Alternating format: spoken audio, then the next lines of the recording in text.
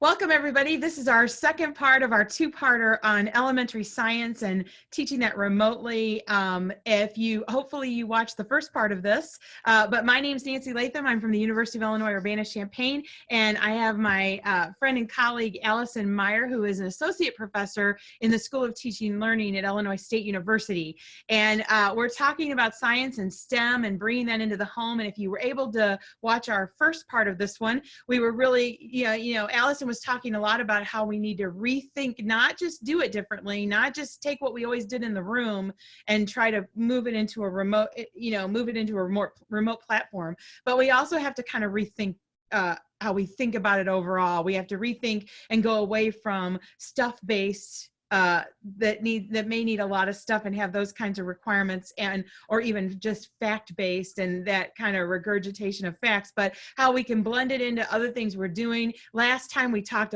some great literature ideas and provided a list of a lot of literature resources where great connections can be made between what's going on in that piece of literature and STEM and science activities. So now we're going to take that, and I'm going to let you, Allison, show us some cool things with science interactive notebooks that teachers can use as well. Yeah, so interactive science notebooks are something that has been around for a while, and just the idea of an interactive notebook isn't unique to science. So in elementary classrooms, some teachers might already have been using something like an interactive notebook, and if they hadn't, they might have been using some journaling strategies with their students, whether it was in science or not. And so we just want to adapt some of those strategies that we were already using that the kids might already be familiar with, and kind of use those at home so that we don't lose the connection to helping provide structure for how we want kids to be thinking through their ideas in science. And so like most people, we don't necessarily have a stockpile of spiral notebooks and composition notebooks sitting at home. And so it probably just means that we are going to take some paper that we have that we can find and fold it over to make a notebook that we can ask our kids to use. And so the purpose of a notebook is to provide that structure. And I think it can be a nice resource or a nice reason to use some of these online resources. And I'd like to share an example with you. So a lot of the museums right now have been taking the resources that they had, in some cases, originally designed for homeschool families or for teachers, and putting them into a format that it makes them accessible to the families who need them right now.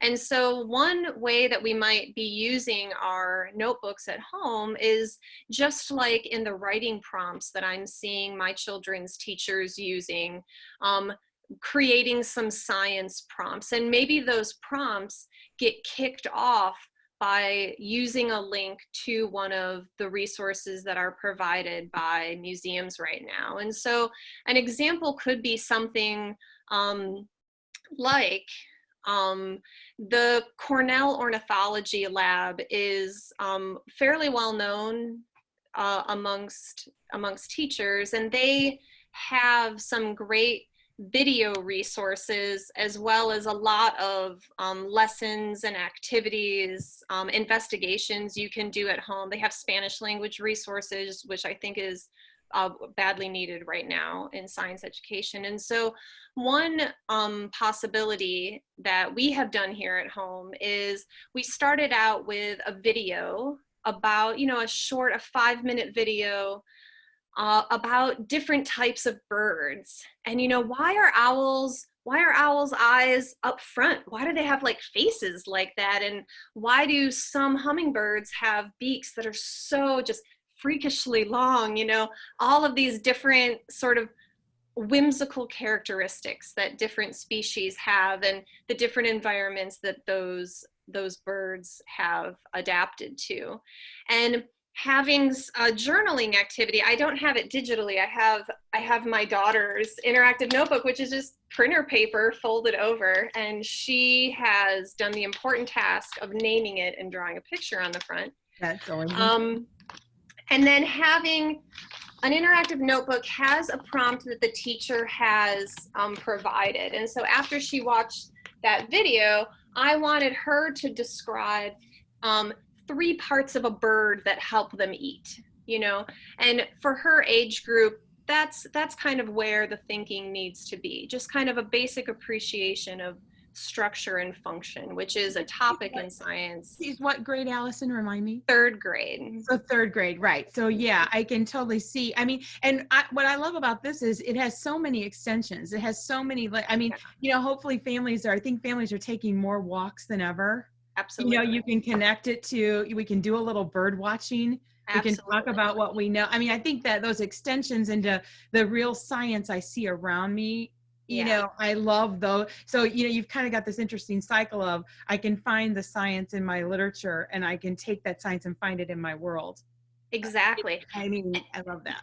Absolutely. And then to the extension activity that we wanted to do with her was then to take those adaptations that she gleaned from the video and that she's making observations of as we're just taking these redundant walks around our neighborhood over and over again, is then to the next prompt that a teacher might use, and the one that we used was we asked her in the journal to draw a bird with adaptations for, and then we described an environment, and we described an environment that doesn't exist. Just to kind of keep it lighthearted and fun, because a lot of the science tasks that she has had have been about hand washing, they've been about what a virus is, they've been very important, and I think all of that stuff should be used with kids. But it had become very heavy and a little anxiety inducing. So we wanted to do something that felt a little more lighthearted and fun. And so that would allow those birds to live off the marshmallows who only come out at night and who fight back. You know, what are the characteristics that that bird is going to need to have in order to survive? And so she, you know, we had her draw a crazy picture. What would that bird look like? And then do the thing where she explains to us, okay, what are the adaptations that the bird has? How is that going to help them get the marshmallows? How is that going to help them hunt at night? That kind of thing. That justification piece I love. And, you know, I think in the interactive notebooks, I mean, I know a lot of parents, they'd have the option of doing it hard copy, but to watch a child's understanding of science grow over time is the benefit too of, you know, there's an assessment strategy in there as well for teachers to think about. Yeah.